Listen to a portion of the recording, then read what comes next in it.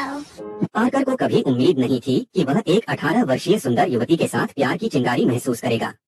अपने नए लेखन को प्रेरणा देने के लिए वह रोजाना बगीचे में बैठता था, अपनी रचनात्मकता को फिर से जागृत करने की कोशिश करता। लेकिन अब उसकी जलती हुई लेखन भावना कहीं खो गई थी, क्योंकि उसका मन बार बार रीटा की छवि से भर जाता। एक हल्की सी छुअन भी पार्कर को अनायास मुस्कुरा देती। एक दिन जब पार्कर अपने काम में डूबा हुआ था, रीटा अचानक उसके पास आई। शायद यह उसकी मासूम उम्र का असर था। वह बिना झिझक पार्कर की गोद में बैठ गई। उसकी साफ सुथरी और मोहक मुस्कान को देखकर पार्कर के दिल में छिपी आग जैसे जाग उठी। जब रीटा के पास जाने की कोशिश करता है तो उसकी माँ उसे पकड़कर ले जाती है।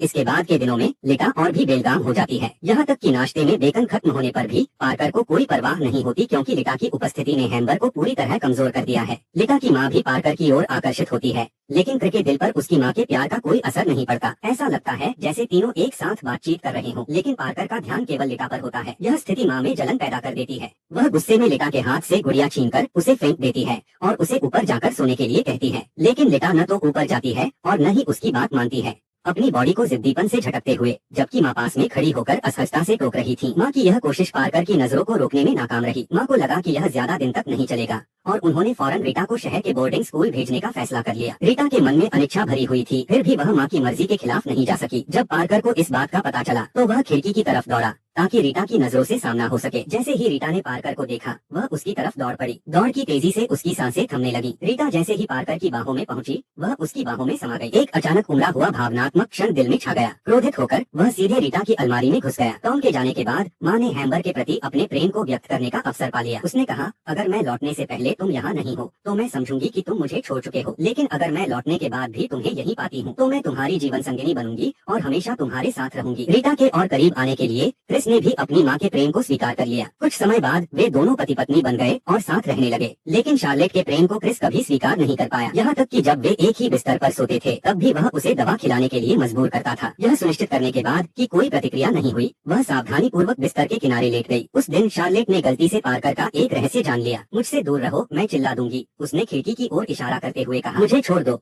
आज रात मैं यह घर छोड़ने वाली हूँ, मुझे इस घर की परवाह नहीं है।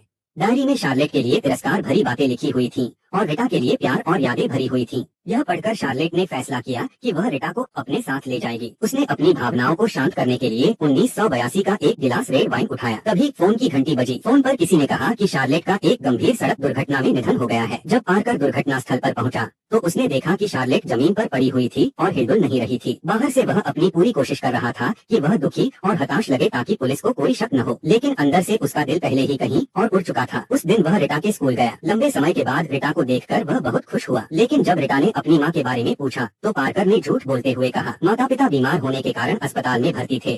के ने प्यार से रीटा के मोजे उतारे और बताया कि उसने अलग से एक कमरा बुक किया है। रात गहरी हो चुकी थी, लेकिन पार्क को नींद नहीं आ रही थी। वह धीरे धीरे रीटा के कमरे में चला गया और देखा कि रीटा पहले ही सो चुकी थी। वह सावधानी से उसके पास लेट गया। रीटा की करवट बदलने की आवाजें सुनकर के ने भी बमुश्किल रात बिताई। अगले दिन के रीटा को अपनी माँ से मिलने नहीं ले गया। रीटा को धीरे धीरे यह एहसास हुआ कि शायद उसकी माँ के साथ कुछ गंभीर हुआ है। आखिरकार के से यह छुपा नहीं गया और उसने रीटा को बताया कि उसकी माँ का निधन हो चुका है। लंबे समय तक दुखी रहने के बाद वह पार्कर के कमरे में गई। एक गलती करने वाले बच्चे की तरह वह उसकी गोद में लेट गई। शायद इस समय केवल यही आदमी रीटा की दुनिया में थोड़ी सी गर्माहट ला सकता था। रीटा को सुकून देने के लिए पार्कर ने फैसला किया कि वह उसे दुनिया की सैर पर ले जाएगा। इस खुशहाल यात्रा के दौरान रीटा अपनी माँ के निधन के दर्द को लगभग भूलने लगी। वह प्यारी लड़की अक्सर पार्कर के साथ मस्ती करती और पार्कर कभी नाराज नहीं होता। वह उसके प्रति एक पिता की तरह स्नेह दिखाता। इस तरह हंसी और खुशी के माहौल में वे एक के बाद एक शहर घूमते गए। समय के साथ रीटा ने स्पष्ट रूप से थकावट और उदासीनता महसूस की। वह हर दिन के साथ बंधी रहने से तंग आ गई थी, जैसे वह एक पिंजरे में बंद पक्षी हो जिसके पास कोई स्वतंत्रता नहीं थी। क्रू ने भी लीटा के दुख को महसूस किया और उसने लीटा के लिए एक स्कूल खोजने में मदद की, लेकिन क्रू यह नहीं जानती थी कि पिंजरे में बंद पक्षी को एक बार आजादी मिल जाए तो वह वापस नहीं लौटता। जब लीटा को पता चला कि वह स्कूल जा सकती है तो वह बहुत खुश हुई। स्कूल में उसने एक नाटक मंडली के एक आकर्षक वरिष्ठ से मुलाकात की। उसे कुछ गलत महसूस होने लगा और उसका नियंत्रण बढ़ता गया। उसने स्कूल के प्रधानाचार्य से मुलाकात की और लीटा को स्कूल से निकालने की बात की। जब लीटा को इस बारे में पता चला तो दोनों के बीच जोरदार बहस हो गई। पहले मुझे मारो, मैं जैसे तुमने मेरी माँ को मारा। हाथ, मैं तुम्हें कहता हूँ कि मुझे मारो। हाथ, मैं तुम्हें कहता हूँ कि मुझे मारो। जब पैकर ने रीटा को पाया तो देखा कि वह एक अजनबी के साथ खुशी से फोन पर बात कर रही थी। पैकर के सवाल करने पर रीटा ने हल्के फुल्के अंदाज में समझाया कि वह केवल स्कूल का एक दोस्त है। पैकर ने ज्यादा नहीं सोचा, लेकिन वह यह नहीं जानता था कि एक बार दूरी पैदा हो जाए तो उसे फिर से पाटना असंभव हो जाता है। रीटा को अपने पास रखने के लिए पैकर ने एक लंबा रास्ता फिर से प्लान किया। रास्ते में पैकर ने देखा कि एक सफेद कार उनके पीछे आ रही है। घुमावदार रास्ते पर उस कार को पीछे छोड़ने के बाद जब वे ईंधन भरवा रहे थे तो पार्कर ने देखा कि रीटा एक अजनबी आदमी से बात कर रही थी। जब पार्कर वहां पहुंचा तो वह अजनबी गायब हो गया। ईर्ष्या और शक से भरे पार्कर ने एक बार फिर रीटा को थप्पड़ मारा। समय के साथ पार्कर का प्यार धीरे धीरे विकृत होता गया। अब तो वह रीटा को बाहर जाने से भी रोकने लगा और उसे कमरे में बंद कर देता था। एक दिन जब पार्कर फल खरीद कर घर लौटा तो उसने एक अविश्वसनीय दृश्य देखा। रीटा अस्त-व्यस्त कपड़ों में बैठी थी। यह दृश्य पार्कर के लिए बेहद चौंकाने वाला था। इस वर्जित प्रेम ने पार्कर को अंदर तक झकझोर दिया। उसने रीटा से सवाल किया कि वह शख्स कौन था, लेकिन रीटा ने कुछ नहीं कहा। अपने जुनून और गुस्से के चलते पार्कर ने लंबी यात्रा के कारण रीटा को सर्दी लग गई। पार्क ने रीटा को अस्पताल पहुंचाया। अगले दिन जब पार्क रीटा से मिलने अस्पताल पहुंचा तो स्टाफ ने बताया कि उसे उसके चाचा लेकर चले गए हैं। पार्क यह अच्छी तरह जानता था कि रीटा का कोई चाचा नहीं है। यह सुनकर वह गुस्से में आकर डॉक्टर से झगड़ने लगा। इस तरह रीटा अचानक पार्क की दुनिया से गायब हो गई।